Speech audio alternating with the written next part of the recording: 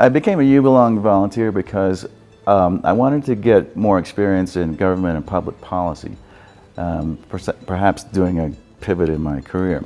But I've only worked in the private sector, so I've never had any public service or government service in my background. So when I found UBELONG, I saw I had an opportunity to both get some public service NGO experience and also some international experience at the same time. But it was also for a substantial amount of time. I didn't want to come for just like a week or 2 weeks. I wanted to spend several months in a Latin American country, and UBELONG offered me the perfect opportunity to do that. Well, the business project is we're trying to get one of the local charitable organizations to increase their ability to deliver services.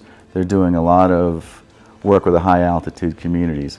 So our first step is to try to get more donations coming in, and that means getting their enterprise set up with the proper documentation in the regulatory environment, both here in Peru and in the United States, where most of the donor money would come from.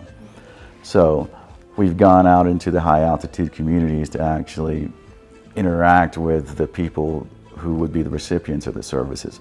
But it also requires going down into downtown Cusco and interacting with the Peruvian bureaucracy, getting the proper paperwork filed, getting the tax paperwork in order, looking at the accounting records, trying to get a designation for our charitable organization as an international charitable organization as recognized by the Peruvian government. So it's part work in the field and it's part battling the bureaucracy. So we have volunteers from all over the world, but mostly the United States and Europe. And what we've sort of done is developed an informal tradition of going out to dinner every night. And that's a good way of interacting with people. Conversing over food is the time-honored tradition of connecting with people. So we definitely do that. And there's definitely a lot of opportunity here, especially in our location, for restaurants that serve authentic Peruvian food, and it's excellent. But my favorite so far is probably lomo saltado, but some might say that's a little bit cliche, but I don't care because it tastes really good.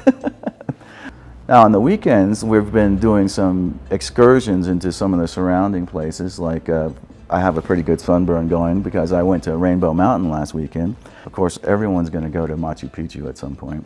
Everyone's going to go to Lake Titicaca probably. There are many, many other worthwhile places to see. Give yourself a few days to acclimate to the high altitude before you're going to start working diligently, and getting really involved. You need time to adjust to the altitude. It may only take a few days, but you can't fly into Cusco and then go to Rainbow Mountain the next day. It's just not physically possible. So just bear that in mind. Okay, so if I were going to recommend Cusco to a prospective volunteer, I would say maybe 4 things. 1, it's fun.